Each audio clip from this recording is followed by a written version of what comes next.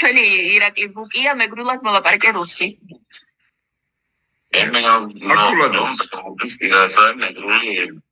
და იქნება არის, რატომ იღუპება მეგრული ენა?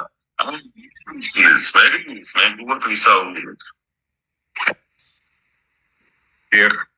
როლიქში დაუბეს პირასოა ესენა მესული. ამას მხოლოდ მე არ ვამტკიცებ. ამას ამტკიცებს იუნეს. აბა მოусმინოთ. გაცრობის იუნესკო ამტკიცებს. ჯერ თვითონ პათოსი მინდა დავაკომენტარო. როგორი ტრაგიკული მუსიკა უდევს ფონად, როდესაც ამაზე საუბრობს. როგორი დაყენებული აქვს ხმა.